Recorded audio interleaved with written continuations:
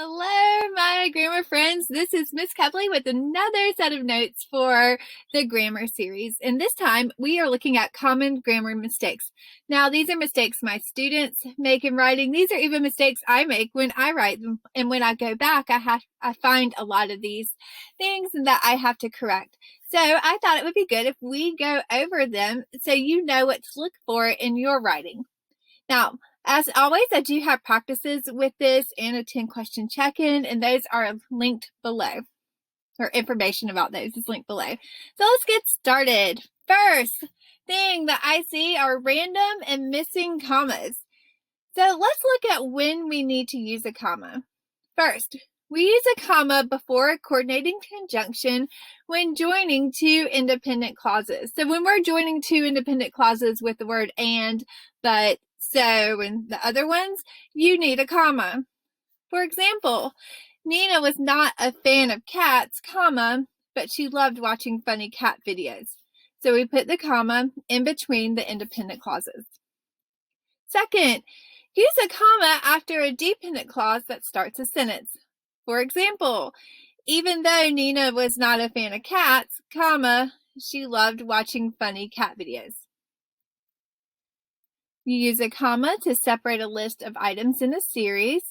For example, Nina watches funny cat videos to avoid doing chores, schoolwork, and exercise. So anytime you have two or more, you put a comma, and always put a comma before that conjunction as well.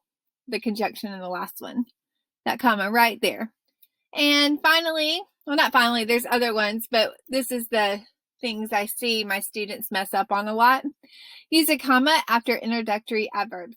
So when you say something like, unsurprisingly, Nina was grounded from watching YouTube videos. So when you have that word at the beginning, that's an adverb, you have to use a comma after it. So those are where you put a comma. Don't put some random commas in there, or don't just leave out your commas. They're super important. Use this guide to help you know where to put the commas.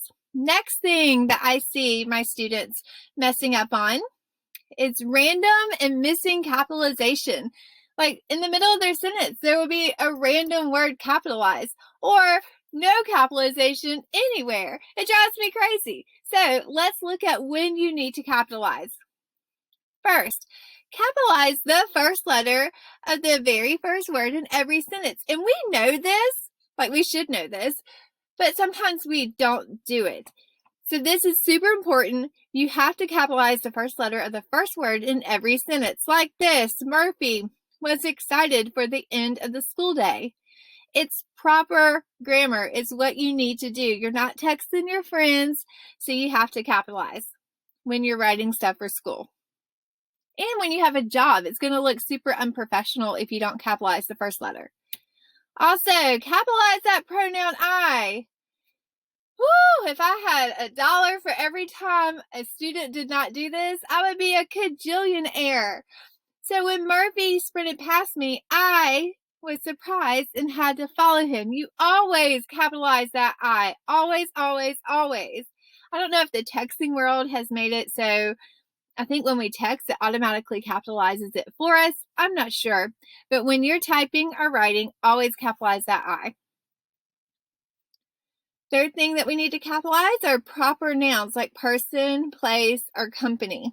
For example, Murphy ran into the gym and shouted, Coach Jones, this is the year I make the team. I've been practicing every night at the YMCA. So anytime you have a person, a place like the YMCA, or a company like Doritos or something, you always capitalize that word. And finally, capitalize months, days, and holidays.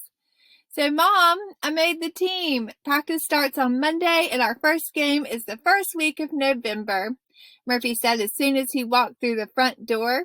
Yay! So, if you follow these rules, you're not going to make your teacher crazy. Another error that I see is run-on sentences. So these are sentences that just keep going and there's no periods, and we'll have like a whole page without any punctuation. So let me show you what the incorrect sentence looks like. It's in the speaker notes down here. Here's my incorrect sentence. Carl showed off his dance moves in the courtyard. During lunch, everyone got out their phones to record it. I see this all the time. We just keep writing. Maybe sometimes our brains move faster than our fingers. So when we're typing or writing, we're just so excited with our ideas that we forget to put punctuation. But when we go back and read it, it's super important to make sure that we have the ending punctuation. So let's look at when we put this punctuation in, or where to add it. So what you could do if you have run-on sentences or multiple independent clauses, you can make a sentence out of each independent clause. So for example, Carl showed off his dance moves in the courtyard during lunch. That's one independent clause, one thought. Everyone got out their phones to record it. That's the second thought. Just put a period there. That's all you need.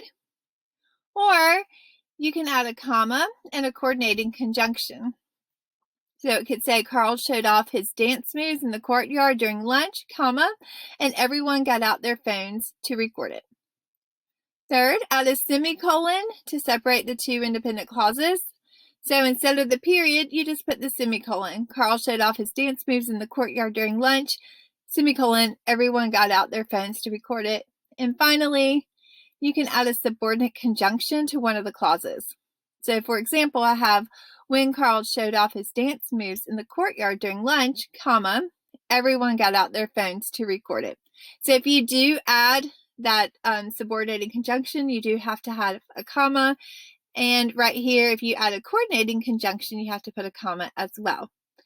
So when you are going back over your writing, if you see these super long sentences, try to figure out where you need to put your ending punctuation or where to add punctuation so it doesn't just keep going, because you shouldn't have a page of one sentence.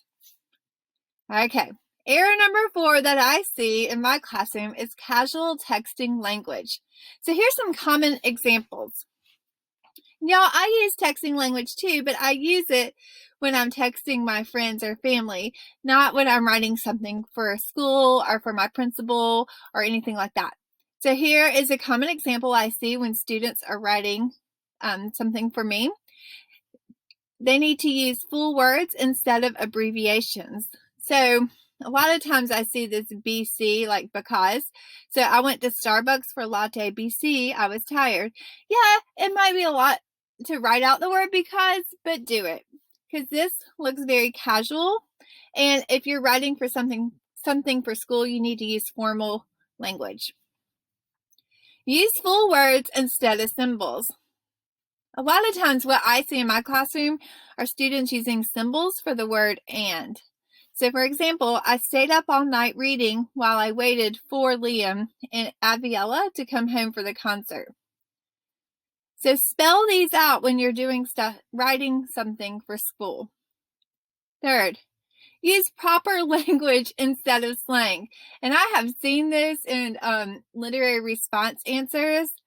Yeah, bro, the main character in this story is totally sus. Yes, the main character might be suspect or it might be suspicious, but you need to spell these things out. And if you are talking to your teacher or answering a question for your teacher, do not start it out with yo bro, because we are not your bros. So the main character in this story was suspicious, period. That's what we need to do. And then finally, avoid common texting acronyms. And I have seen this as well, where students are like, OMG, the ending of the book made me LOL. True story, I have seen this. Again, if you're writing something for school, you avoid these texting acronyms or the slang that you use when you're texting. It's totally fine to use it during texting, but not when you're writing something for school. Okay, here's a bonus. Other common mistakes that I see and what to look out for. When you're using a computer, if a word is underlined in red, it is misspelled, which means, my friends, you need to change it before you submit it. Submitting it without changing it makes it look like you're not paying attention to details. So, I think this changed it for me already. It was spelled incorrectly. I waited up all night for the snow, but I was let down because it never happened. So I need to go back and fix this, but if it's underlined in red, make sure you change it. Make sure you also change words that are easily confused with other words. The Weather Channel said there was 100% chance, but they were wrong. So these words are ones that are commonly confused. So this should be weather, W-E-A-T-H-E-R, there, T-H-E-R-E, but they were W-E-R-E. And sometimes, again, when we are writing so quickly, our brain is moving so fast that these mistakes happen. So it's super important that we read back over what we write so we can catch these mistakes. Third, changes in verb tense. Oh, this messes me up all the time. Even teachers get messed up with stuff like this. So you need to make sure that you stick with the same tense throughout the whole writing. So if everything's past tense, all your verbs need to be past tense. Elena sat, which is past tense, at the window. She waits for the snow to arrive. So instead of waits, which is present tense, we need to change it to past tense. So Elena sat at the window. She waited for the snow to arrive. So all of your verbs need to match. The tenses need to match. And y'all, like I said, I mess up on that too. So I always have to go back and make sure that my verbs match in my editing process. And then finally, again, our brains move so fast that sometimes we miss words when we write. So for example, this is, I missed a word here, and I do this a lot too. Even though it did not snow, I still enjoyed a mug of hot chocolate, a lot of marshmallows. So I'm missing a word there, with a lot of marshmallows. So during the editing process, when I reread this sentence, I would go back and add the word with. Now here's a little tip for you if you are editing. Read your stuff out loud, because when we read it in our head, sometimes our brains fill in the words automatically because our brains are so super smart. So if you read it out loud slowly, you can find most of these mistakes.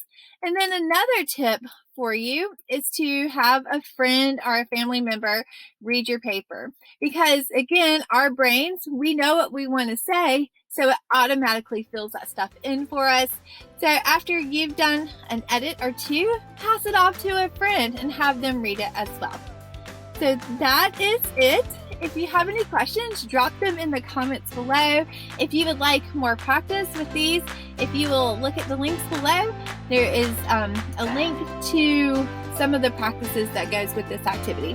I hope you have a great day, and I will see you next time with some more grammar fun.